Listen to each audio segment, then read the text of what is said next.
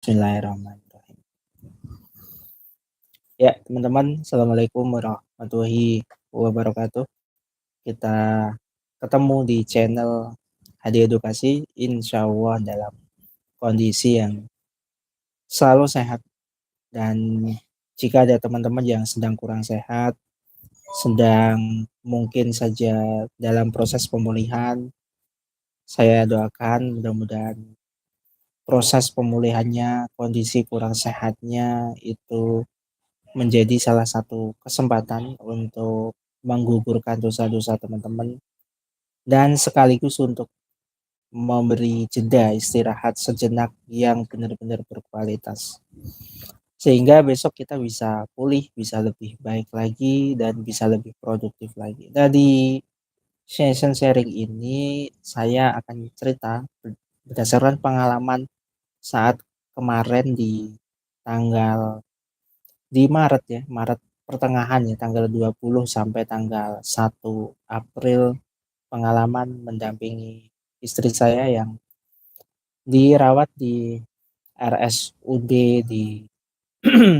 dekat tempat saya. Ya nggak dekat-dekat banget lah, sekitar 10 kilo mungkin radiusnya dari saya. Pengalamannya begini, yang pertama ini disclaimer dulu, semata-mata untuk memberi edukasi, memberi pemahaman dan kesadaran ke teman-teman, ke masyarakat agar kejadian yang saya alami itu tidak menimpa teman-teman atau menimpa orang lain. Jadi stop di saya saja. Jadi tanggal 20 Maret kemarin itu istri saya melakukan check up dan istilahnya lakukan tindakan yaitu operasi hernia turun usus ya. Jadi usus turun, kemudian dilakukan tindakan untuk diposisikan seperti sedia kala. Istilahnya itu tindakan operasi ya. Jadi nanti ada yang misalnya ada lubang di sana nanti akan ditambal. Kurang lebih seperti itulah ya bahasa sederhananya. Nah, ternyata di situasi itu di tanggal 20 ada insiden yang menurut saya itu kesalahan ada pada pihak dokter anestesi lebih tepatnya, atau dokter yang membius.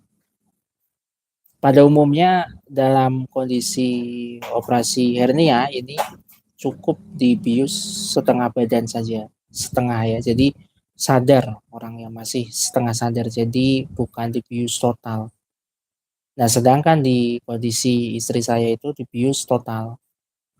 Dampaknya apa? Ternyata ada dampak ke gangguan pernafasan, jadi sesak nafas. Nah, sesak nafas ini yang namanya bius total pasti ada dampaknya dan macam-macam ya. Ada yang kesadarannya timbul tenggelam, ada yang sesak nafas, tapi ada juga yang hanya panas dingin gitu.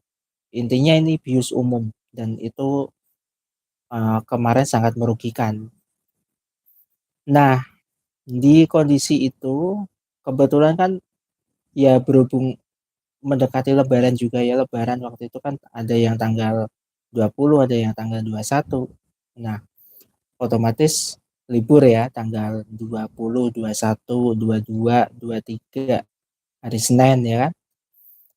Nah, seharusnya gitu. Menurut informasi yang saya dapat itu dokter dikabari di hari Senin. Kalau istri saya sebagai pasiennya itu sesak nafas dari setelah operasi di tanggal 20 hari Jumat kalau nggak salah. Ya nggak masuk akal ya kalau dokter itu dikabari di hari Senin. Karena keluhan sesak nafas itu di hari itu juga setelah operasi siang itu sudah muncul. Seharusnya kan ada tindakannya. Ini nggak ada, hanya dikasih semacam infusnya, kemudian rawat gitu sama perawat di ruang rawat inap. Seperti itu saja sampai akhirnya puncaknya malam Selasa. Nah, malam Selasa ini seru. Buat saya sedih sih. Serunya gini, ada saran karena sesak nafas, ada saran dari dokter THT untuk dilakukan tindakan operasi pelubangan leher. Saya nggak menyebutkan istilah medisnya ya, pokoknya di sini dilubangi di leher. Nah, dampaknya apa? Dampaknya nanti suaranya akan hilang karena kan otomatis yang sampai atas ini kan diputus, pita suara diputus. Itu. Saya terkejut ya, dan saya ya berupaya untuk nggak menyetujui itu. Nah, ternyata fatalnya nih malam malam Selasa itu terjadi insiden oleh perawat. Salah satu perawat malam-malam sekitar jam 11 malam itu juga ada saksi juga ada keluarga saya dan sebenarnya kalau mereka aware, mereka jujur ngelihat dari CCTV juga ada rekamannya seharusnya. Cuman karena saya bukan orang yang punya pengaruh dan saya juga nggak ada pendampingan dari siapa-siapa sehingga ya sudah lewat saja. Artinya infus itu dinaikkan ke 400 per jam, 400 mili per jam. Intinya kecepatannya itu lebih di atas rata-rata. Padahal itu kan habis dibius total, lagi ada kondisi sesak nafas. Seharusnya malam Selasa itu di tanggal 23 malam menjelang ya, menjelang tanggal 24 itu kan seharusnya nggak diberi bius, nggak diberi infus yang kecepatannya setinggi itu 400. Harusnya cukup 80 atau kalaulah memang uh, ya intinya biusnya infusnya itu nggak setinggi itu dan itu dilakukan sampai pagi. Alhasil apa? Tambah sesak nafas. Mungkin kalau kita mau searching, mau baca-baca, mau memahami jalur tentang istilah atau tentang pengobatan medis, infus itu kalau dilakukan kepada pasien yang kondisinya seperti itu lagi sesak nafas, kemudian infusnya dinaikkan kecepatannya sampai 400, dampaknya adalah bisa gagal jantung, bisa paru-paru cairan masuk ke paru-paru dan bisa kondisinya lebih dahsyat dan bisa lewat atau meninggal jika kondisinya seperti itu. Tapi alhamdulillah dengan dizolimi itu uh, saya jadi belajar ternyata perawat itu juga bukan hanya fokus kepada gelar saja, sekolah akademiknya saja, pinter saja, tapi seharusnya juga punya etika, punya kesadaran, punya empati, itu yang paling penting. Jadi menjaga keselamatan pasien yang dirawat itu adalah kunci sebenarnya, bukan hanya akademiknya, bukan hanya pintarnya. Saya jadi belajar di situ, ternyata gitu ya. Nah, di tanggal 24 siang sekitar jam setengah 12 siang karena sudah nggak kuat, sudah kondisinya sudah seperti itu situasinya, akhirnya dimasukkan ke ruang ICU. Dan di ruang ICU itu ternyata ya alhamdulillah kondisi stabil sehari setelah uh, proses masuk ke ruang ICU untuk tindakan menghilangkan gangguan pernafasannya, terapi ya istilahnya, itu sudah pulih. Sayangnya alat bantu tadi ya seperti alat bantu nafas, seperti yang lain-lain itu seperti selang selang makan, selang minum, intinya itu nggak dicopot sehingga suara juga nggak muncul ya hilang karena kan tertutup semua.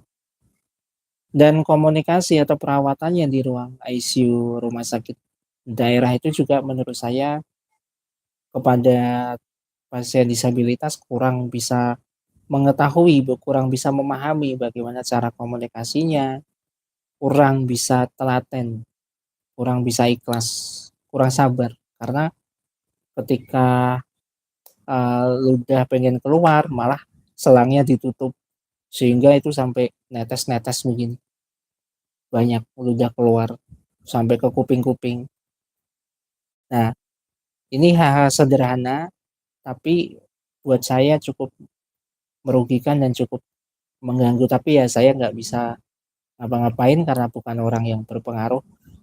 Apa yang ingin saya sampaikan poinnya, yang pertama, jika teman-teman dalam kondisi yang kurang sehat dan dirawat di rumah sakit, usahakan banget untuk memiliki keluarga yang teliti, bukan orang pinter ya, bukan harus orang yang intelektualnya tinggi, tapi punya kesadaran bahwa dia sedang menemani keluarganya yang sedang kurang sehat. Jadi teliti, mengamati bagaimana perawat itu memberikan infusnya, makannya bagaimana, gesturnya, apakah dia memang memperlakukannya dengan baik dan lain sebagainya, harus teliti. Dan jika ada hal yang kurang sesuai, langsung laporkan. Bisa mengajukan ke rumah sakitnya. Nah, kenapa saya kemarin nggak melakukan? Ya, karena memang satu, saya kondisinya sendiri, disabilitas, anak saya yang menemani juga masih kecil, dan kebetulan waktu itu ada saudara, tapi saudara ya kondisinya juga karena kita sedang panik semua sehingga kurang teliti gitu. Nah, jadi untuk teman-teman dan khususnya buat orang-orang yang berprofesi perawat, ayolah jangan sebegitunya, karena teman-teman itu bekerja itu sebenarnya bukan hanya mendapatkan uang dan pembanggaan saja, tapi mendapatkan nilai pahala karena membantu orang sakit kan gitu. Saya saja sebagai terapis tradisional, ya saya nilai atau semangatnya adalah dari pahala karena bisa merilekskan misalnya orang kesleo, bisa memberi rasa nyaman kepada mereka, bisa sembuh, itu juga sebuah bonus dan pencapaian. Jadi sekali lagi, pengalaman-pengalaman yang pahit itu mudah-mudahan nggak menimpa teman-teman, dan saya juga minta doanya agar saya bisa ikhlas, dan saya juga pasrahkan agar yang salah ya mudah-mudahan dapat ganjaran yang lebih baik, kesadaran, teguran dari Allah dengan yang sebaik-baiknya dan sepantas-pantasnya. Dan saya juga diberi hikmah, diberi kekuatan dan juga keikhlasan agar saya yang dizolimi, istri saya itu bisa semakin sehat, semakin pulih. Dan saya doakan buat teman-teman semua yang menyimak video ini dan memahami apa sih poin-poinnya, adalah untuk jaga-jaga jika sedang kurang sehat dan di rumah sakit, usahakan untuk minta pendampingan dengan orang-orang yang teliti. Kalau memang harus bayar, bayar. Kalau memang insya Allah ada rezekinya, bayar. Komitmen dan teliti, itu yang paling penting. Karena orang hebat, orang yang punya tenaga kesehatan, kadang juga sembarangan gara-gara melihat disabilitas atau melihat pasiennya memang orang-orang yang sekiranya lemah, yang jika dijadikan uji coba praktek, bisa jadi itu nggak akan bisa melawan apa-apa. Dan mereka lupa bahwa hukum alam itu ada tabur tuai istilahnya. Siapa yang menanam pasti dia juga menuai. Tanaman bagus hasilnya, atau yang dituai juga bagus. Sebaliknya juga seperti itu. Ya, mudah-mudahan bermanfaat obrolan ringan ini. Terima kasih yang sudah menyimak, dan mudah-mudahan pengalaman-pengalaman yang saya sharekan bisa menjadi bahan referensi perenungan dan juga kehati-hatian, kewaspadaan untuk teman-teman agar tidak menimpa kondisi-kondisi pengalaman yang saya alami tidak dialami oleh teman-teman. Terakhir, salam sehat tanpa batas. Assalamualaikum warahmatullahi wabarakatuh.